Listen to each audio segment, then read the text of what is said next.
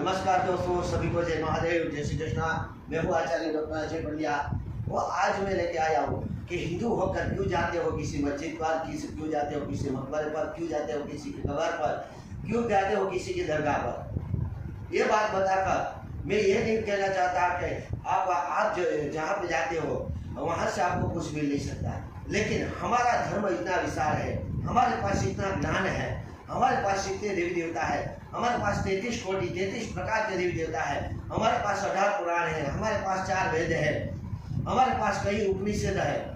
इतना बड़ा विशाल धर्म होने के बावजूद आप क्यों जाते हो किसी मकबरे पर, क्यों जाते हो किसी मस्जिद में, क्यों जाते हो किसी दरगाह पर? वहाँ से आपको क्या मिलेगा? कभी आपने किसी मुस्लिम को कोई मंदिर में आते हुए देखा है? नहीं देखा है। मैंने तो अपनी 40 साल की उम्र में नहीं देखा है। मैं उसको ही सही मानता हूँ, क्योंकि वो गलत नहीं है। अल्लाह के पास बहुत कुछ है, लेकिन उसको देने के लिए उसके बच्चे बहुत हैं, करोड़ों में उसकी संख्या है। अल्लाह उनको पहले देगा या आपको देगा? ये बात आपको सोचनी चाहिए। मैं कई बार आपको समझाने का प्रयत्न कर चुका हूँ, मेरे यज्ञ में प्रयत्न कर चुका हूँ, मेरी कथा में बता रहा हूँ कि जिसके पास जो है उसी के पास जाना चाहिए।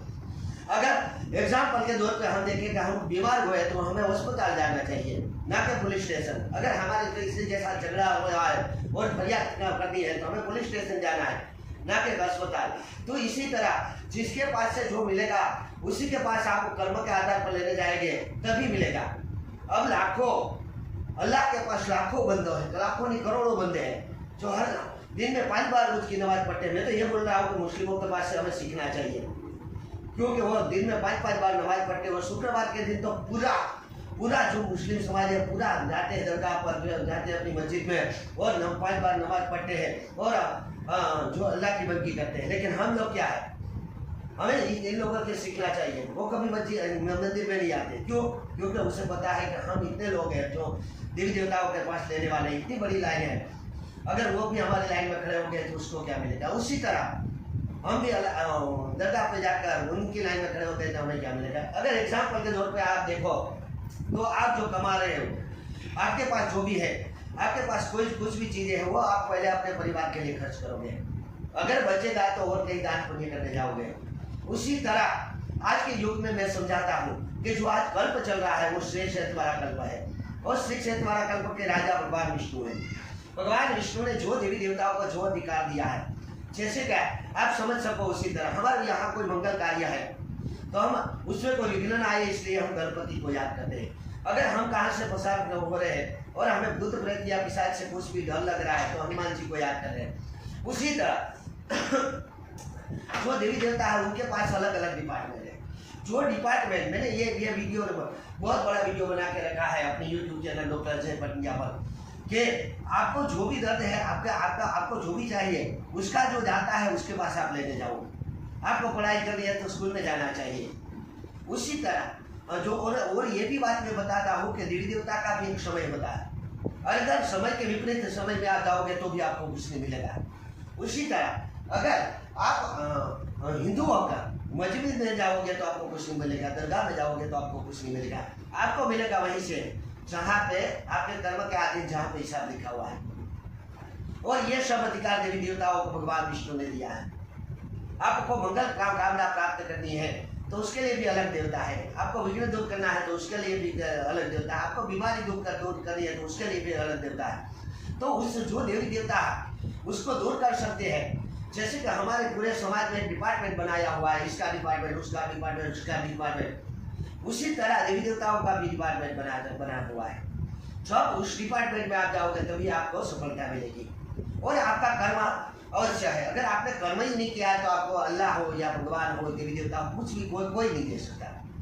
मैं यहाँ पे ये नहीं कहना चाहता हूँ कि अल्लाह के पास कुछ नहीं है और आपको कुछ नहीं देगा। अल्लाह के पास बहुत कुछ है, बहुत कुछ है। उसके पास जो है वो उसके बंदे इतने करोड़ों में उसके बंदे हैं जो उसकी दिन रात सेवा करते हैं, दिन रात उनकी बंदगी करते हैं। उनको पहले देंगे या आपको देंगे? यही सोच उन लोगों की है। उन लोगों की मैं सही सोच मानता हूँ, क्योंकि वो कभी मंदिर में नहीं आते और उनके पास और भी सीखने लायक बातें हैं। हमारे जाकर देखो तो हम हिंदू होकर तिलक लगाने से शर्माते हैं, हम ब्राह्मण होकर चोटी रखने से शर्माते हैं, हम ब्राह्मण होकर धोती कुर्ता पहनने से शर्माते हैं। अरे यहाँ तक कि हिंदू धर्म की औरतें साड़ी पहनने से लज्जा महसूस करती है, वो सिंदूर नहीं लगाती, और ये आजकल के बच्चे कभी तिलक लगा कर नहीं जाते हैं। तो ये सब हमारे लिए शर्म की बात है। हमारे मंदिर में जाओ तो पूरे इलेक्ट्रिक घंटे लगाने पड़ते हैं। क्यों? क्योंकि हमारे पास समय नहीं है। जिसने हमें जन्म दिया है, जिसने हमें सम्मान दिया है समाज में, जो हमें इंसान बनाया है, उस इंसान को बनाने वाले भगवान के लिए हमारे पास समय नहीं है। आजकल इतने हमारे हिंदू धर्म के लोग इतने पछात होते जा रहे हैं कि पूरी संस्कृति को पीछे छोड़ के जा रहे हैं। इसमें कोई विधर्मियों का हाथ नहीं है, हमारा खुद का हाथ है। किसी ने बताया था कि अगर हिंदू धर्म नष्ट हो रहा है, हिंदू संस्कृति का विनाश हो रहा है, तो उसके पीछे सबसे ज्यादा जिम्मेदार हम तो लोग हैं।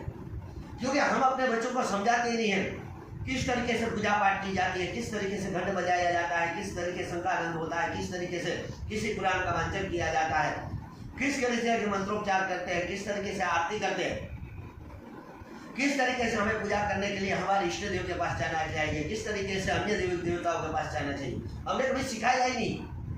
बस आजकल के ज़माने में मोबाइल पकड़ा दिया, सुबह उठे मोबाइल पकड़ा दिया। आज के बच्चे तो बिल्कुल, मेरे तो बच्चों पर पीएचडी भी कर रखा है, और जो आज शारीरिक फिटनेस घट रही है और मानसिक विकास की तुलना में हो रही, लेकिन बच्चे में संस्कृति का पूरा अभाव होने जा रहा है। अब हिंदू संस्कृति को बचाने के लिए आप लोगों को आगे आना पड़ेगा। किसी ने मुझे प्रश्न किया कि हिंदू संस्कृति को कैसे बचाया जाए। पहली शुरुआत आपसे करो। हम विधर्मियों को क्यों दोष देते हो? उसका कोई दोष है ही नहीं मेरे हिसाब से। वो क्या करते हैं, अपनी मन की करते हैं, अपने जो अल्लाह है उनके पास जाते हैं, और उनकी जो सेवा है उनकी मन की करते हैं। और कभी मुस्लिम कुर्ता टोपी लगाने से खिंच जाता नहीं है, कोई मुस्लिम नमाज पढ़ने जाने में खिंच जाता नहीं। मुस्लिम औरतें कभी गुरखा पहनने से खिंच जाती नहीं है, लेकिन हमारी औरतें मंगलसूत्र में नहीं डालती, सिंदूर नहीं लगाती, हमारे बच्चे को तिलक नहीं लगाया तो अच्छा लगता है। बोलते हैं, हमने कई बार बोला कि कई लोगों को कि आप तिलक लगाया करो, भस्म का तिलक लगाया करो, चंदन का तिलक लगाया करो, कुमकुम का तिलक लगाया करो। तीनों अलग अलग फर्क है, तीनों आपने आपको ऊर्जा दे दिए। कुमकुम के तिलक से हमारे में पवित्रता आ जाती है, चंदन के तिलक से हमारे में जो हमारी जो इच्छा है वो पूर्ण होती है, भस्म के तिलक से हमारी रक्षा होती है। लेकिन नहीं, हमारी संस्कृति को समझने वाला कौन है? उसके पीछे सबसे बड़े दोस्त हमारे माँ बाप है। जो माँ बाप है वो अपने बच्चे को सुबह सुबह भगवान का भजन कैसे करते हैं, भगवान की आरती कैसे करते हैं, भगवान की पूजा कैसे की जाती है, वही सिखाते नहीं, और दूसरे धर्म के लोगों पर दोष कर डालने जा रहे हैं। क्यों? हमारे आजकल इतना जो हमारे सनातन धर्म के प्रचार करने के लिए संत महंत निकल चुके हैं, बाबा बागेश्वर जैसे, उनका हम तोहिन करने चले जाते हैं। अरे हम तो धर्म के बारे में कुछ नहीं जानते, लेकिन इतना बड़ा धर्म का जो प्रचार कर रहे हैं उनकी तोहिन क्यों करते हो? क्यों पाप में जा रहे हो? अगर मरने के बाद ईश्वर के पास गए तो क्या मुंह दिखाओगे? नहीं, लेकिन आप नहीं समझोगे। जब आपके पास कुछ नहीं बचेगा, जब आपका पूरे का पूरा सब कुछ नष्ट हो जाएगा, तब आप समझोगे कि हमने जो गलत किया, हमारी दोष रहते हैं कि हमारे बच्चे को हमने संस्कृति का ज्ञान नहीं दिया। इसमें हम हर बार ये कहते हैं कि जो धर्म है वो हमारा सनातन धर्म है, इतना विशाल धर्म है कि हमारे पास बहुत ही विकल्प है, और धर्म के पास कोई विकल्प नहीं, एक ही है, उसकी बंदगी कीजिए जाओ। लेकिन हिंदू संस्कृत सनातन धर्म के पास बहुत बड़े विकल्प है।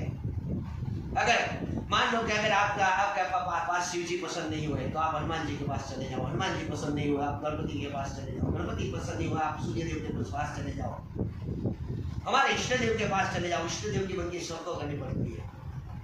लेकिन हजारों हमारे देवी देवता हो, करोड़ 33 कोटि यानी कि 33 प्रकार के देवी देवता है, लेकिन उसको छोड़ के हम चले जाते हैं किसी मस्जिद पे, किसी के मकबरे पर, किसी की दरगाह पर, और वहाँ माथा टेक के, और फिर अभी हिंदू संस्कृति के लोग भी कैसे जैसे कि उसको सब कुछ मिल गया, क्या कहते हैं, और फोटो डालते, वीडियो बनाते वहाँ की दरगाह का, और वो फोटो बनाकर वीडियो बनाकर डालते, क्या क्या लिखते हैं वो तो मैं आपको बता नहीं सकता। लेकिन आपको वहाँ से कुछ नहीं मिलने वाला, अरे भाई साहब, आपके बच्चे को अगर आप नहीं दे सकते हो तो दूसरे के बच्चों को कहाँ से देने जाओगे? यही बात सोचनी है। आपके पास जो भी कमाते हो, आपके पास जो भी चीजें हैं, वो पहले आपके बच्चे पर खर्च करेंगे आप। उसी तरह अल्लाह भी खर्च करेगा तो अपने बंदे पर खर्च करेगा। हमारे भी देवी देवता खर्च करेंगे तो हमारे पर खर्च करेंगे, किसी भी धर्म के लोगों पर नहीं खर्च करेंगे, क्योंकि उसको पता है कि ये मेरा है। इसमें मैं कोई किसी की तौहीन नहीं करना चाहता हूँ, ना किसी धर्म का विरोध कर रहा हूँ, लेकिन आपको समझाना चाहता हूँ, हिंदू धर्म के लोगों को समझाना चाहता हूँ कि हिंदू होकर हमें हिंदू धर्म का ही पालन करना चाहिए। हमारा संस्कृति का ज्ञान हमें बच्चों को देना चाहिए। यहाँ पे हमारे हिंदू सनातन धर्म जो चला आया है, उसकी पैरवी करने में हमें कोई शर्म नहीं महसूस करनी चाहिए। अगर हम आज से शर्मा गए, अभी अगर हमें संस्कृति का पता नहीं रहा तो हमारे बच्चों को क्या रहेगा? लेकिन मैंने देखा है मुसलमान में 3 साल का बच्चा नमाज पढ़ने जा रहा है, 80 साल का बाबा भी नमाज पढ़ने जाता है, और हमें मंदिरों में घंटे बजाने के लिए लगानी पड़ती है। क्यों? कि समय हमने अपने बच्चे को समझाया नहीं है कि मंदिर में जाना है, जबकि उसको पहले से ही समझाया जाता है कि हमें अल्लाह की बंदी करनी है।